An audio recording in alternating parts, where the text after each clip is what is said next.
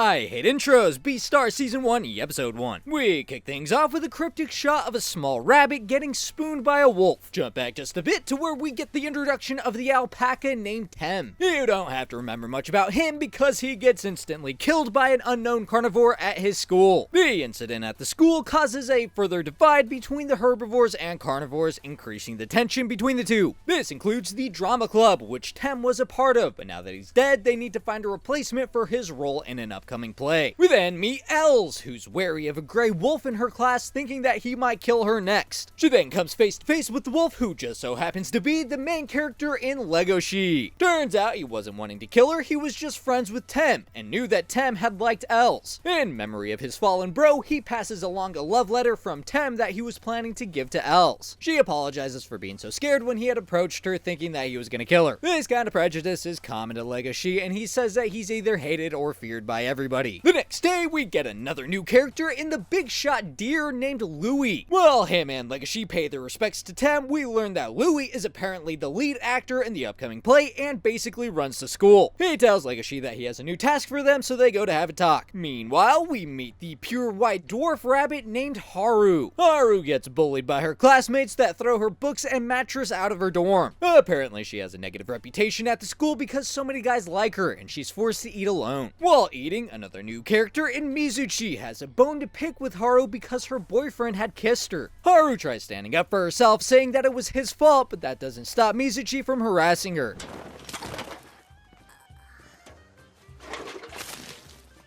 Back on over to Louie, who tells Legacy that he needs him to fit a new costume for Tem's replacement. And yet another new face makes his debut in the character named Kai. Kai busts in on their conversation, saying that he should be the one replacing Tem. Louie then informs him that he's going to be removed from the actor team, which almost results in a fight. Luckily, Legacy is there to neutralize the tension between the two and prevents things from escalating. Legacy is then tasked to help them keep watch later that night while they sneak into the theater and practice their lines. While he's on lookout, he picks up the scent of Haru. His predatory instincts take over, bringing us back to the opening scene of the non-consensual spooning.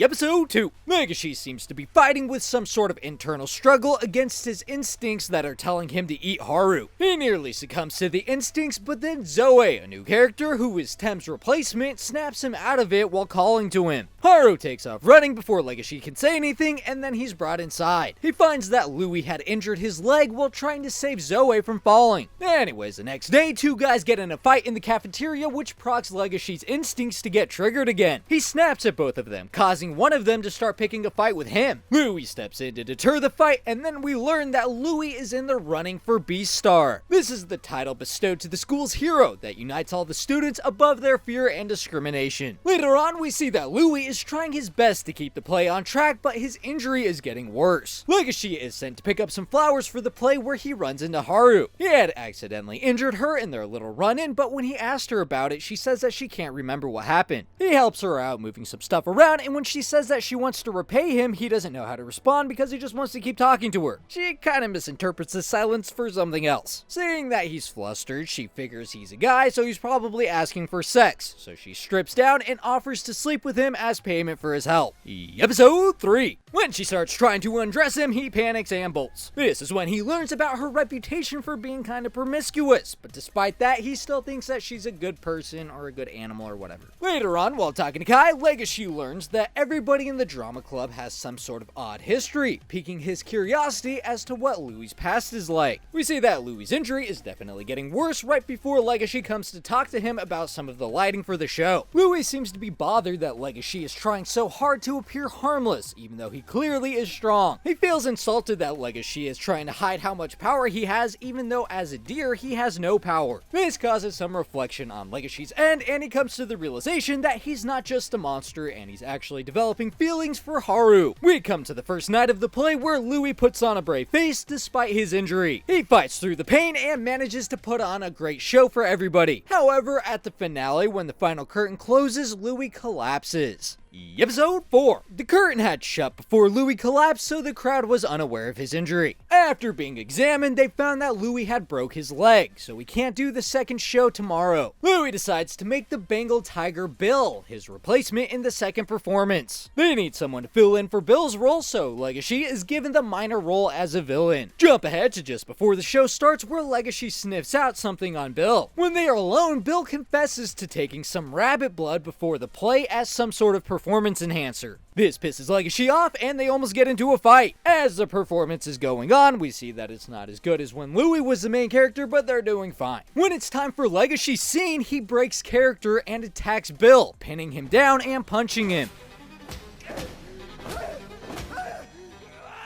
Bill retaliates by clawing at Legacy's back where the audience couldn't see. This cues Louis to step in and break the two up, making it seem like all of it was a part of the show. Episode 5.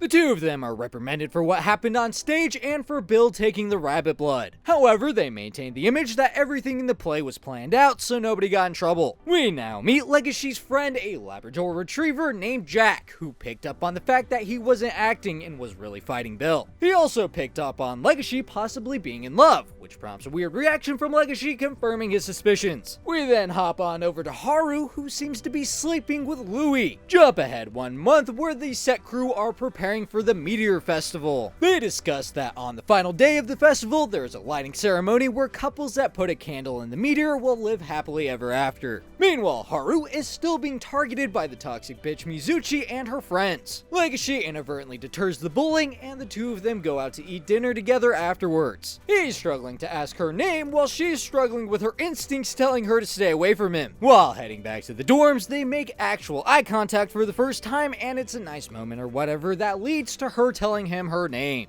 Episode 6. Another herbivore that was killed is on the news, putting even more tension on the students. While walking through the halls, Legacy comes across a freshman wolf named Juno, who's getting bullied by some guys because she's a carnivore. He steps in to help her and learns that she had just joined the drama club also. Now we hop on over to the club, where the sophomore carnivores are sent to discuss the details about the festival with the city. Before they go, they are warned by Louis to stay away from the black market. Legacy, Bill, and two new characters in Tao and Aoba arrive at the city. They go handle their meeting at City Hall, and afterwards the boys are talking about sex. Legacy is pressured by the bros into talking to Juno since she had just joined the club. On their way back, they get lost and come across an old man selling his fingers for them to eat. This reveals that they had accidentally wandered into the black market. The black market is the place where carnivores go to get animal blood and meat. Bill wants to indulge a bit and eat one of the man's fingers, saying it's places like this that keep society running smoothly. Legacy doesn't want to take part in this, so he runs off. While he's running, he thinks back on talking with Haru. He feels attraction for her, but in the back of his mind, he can't stop his predatory urges telling him to eat her. This leads to him collapsing, and when he wakes up, he's chained. He was taken in by a makeshift doctor at the black market in the new face named Goheen. Goheen explains that it's likely his romantic feelings for Haru could be a manifestation of his desire to kill her. His mind might be disguising his predatory urges as love, and a coping mechanism to justify his desire for her. Goheen does what any sensible bro would do and hooks him up with some rabbit porn. He speculates that this could be some sort of fetish, but if this doesn't get him aroused, then it's likely the attraction that he feels towards Haru isn't romantic. He takes the rabbit porn, which I want to enunciate on so that we all end up on the same watch list together, and on his way back he runs into Aoba, who decided against eating the finger and got out of the market also.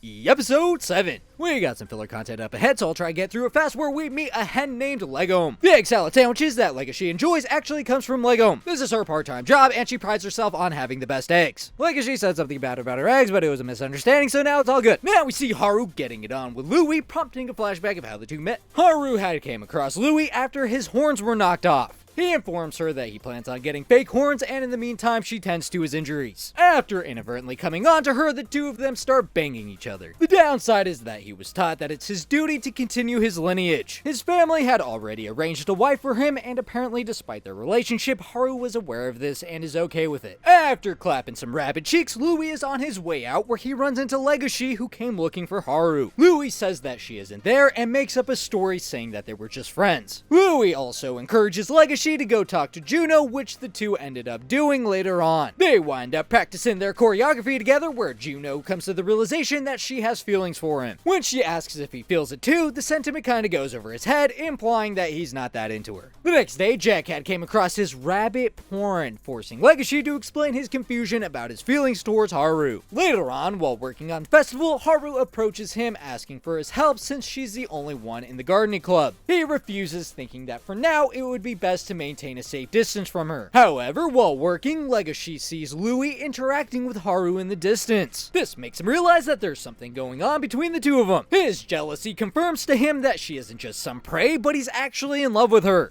Episode 8. Haru and Legacy end up being some of the last students to leave the festival grounds, so they head back together. When the two of them try to talk about how Haru tried to seduce him when they first met, they end up getting into an argument. She says that he can't understand how she feels and why she came on to him that day, so she tries to leave. When he goes to stop her, bystanders mistake the altercation as him harassing her, so the two have to make a run for it to avoid being arrested. Afterwards, they calm down, and she admits to lying about not remembering the night when he attacked her, although she still doesn't know it was him. He contemplates coming clean about everything, but decides against it, fearing that if she knew it was him, then she might stop talking to him. After everybody had left, Louis agrees to help Juno rehearse a bit, but she seems to be up to something. It's nothing that bad, she just pins Louis down and declares her intention to become the next Beastar and get Legacy to be her boyfriend. Nothing really comes from that though, and Juno continues trying to make her moves on Legacy. Shortly after, there's a sudden blackout and everybody is forced to stay together. Legacy realizes that Haru could be off by herself, so he goes looking for her, following her scent. When he finds her, she mistakes him for Louis and hugs him just as the lights are coming on. He ignores the mistaken identity, but while talking, Juno finally understands that he might have a thing for Haru.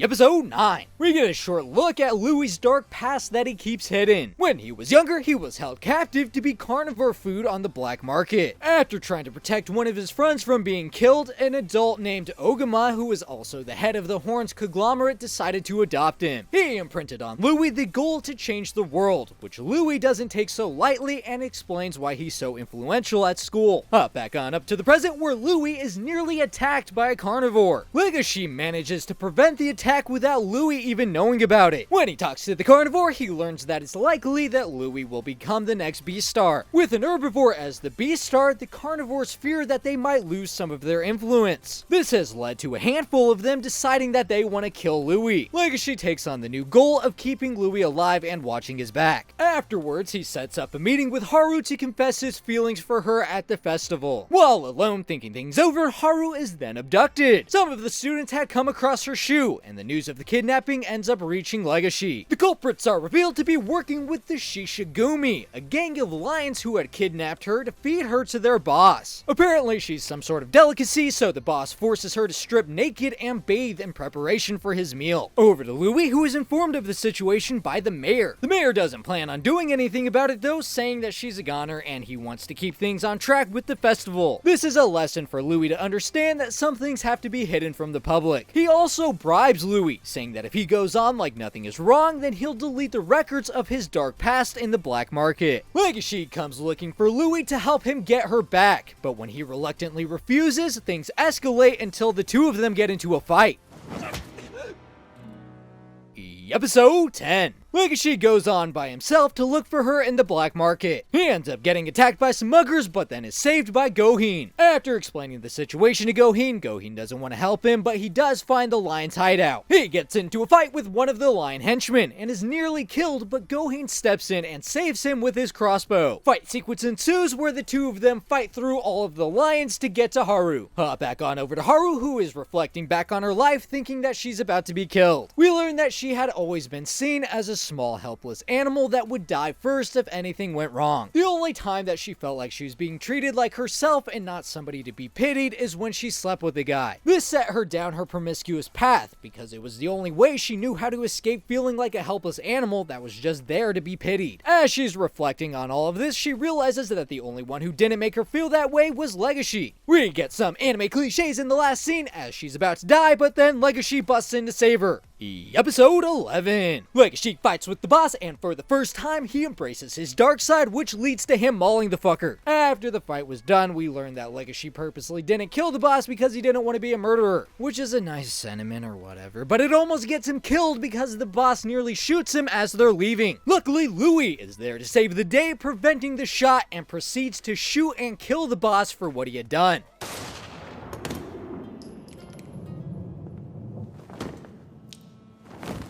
After all the drama, Haru and Legacy go out to get some food. They end up missing the last train, so they have to go find a hotel to stay at for the night. The two wind up in a love hotel, and while there, Legacy finally comes clean about being the predator that had attacked her when they first met. She explains that she had a hunch it was him and was pretty wary of him, but since she enjoyed spending time with him, she just kept it to herself. Things start to get kinda hot and heavy, but it gets put to an end when Haru's instincts prevent her from sleeping with him. Her body apparently was moving on its own like it was wanting to be eaten by him. Sounds like a fucking excuse to me. Episode 12. She offers to try ignoring it and sleeping with him anyways, but it'd probably feel kinda rapey, so he decides against it. Nothing ends up happening, and the two head back to school. We see that a new rivalry has ignited between Haru and Juno. Later on, while everybody is preparing for the festival, Legacy learns that Louis is missing and nobody has heard from him. But I guess the show must go on, so the drama club does their performance and Legacy meets with Haru to officially confess his love to her. They get interrupted though when he's pulled onto stage to be acknowledged for saving Haru. After that, Juno tries convincing him to light a candle in the meteor with her. He's like, fuck that, and goes to find Haru instead. The two of them talk about their fear of their instincts, which leads to him saying that he needs to get stronger so that he doesn't succumb to them. She just responds that she'll be waiting. We get a quick shot of Louis, who's in the paper and is still missing. And in the last couple of scenes after the credits, an unseen character that's friends with Legacy is giving off some creepy vibes by smiling for no reason. I'm gonna be doing the next season, and you can find that on the left side whenever I'm finished with it, or you can check out all the Beastars recaps in the playlist on the right side. You can also find the links in the description below, and the only thing I hate more than intros is outros.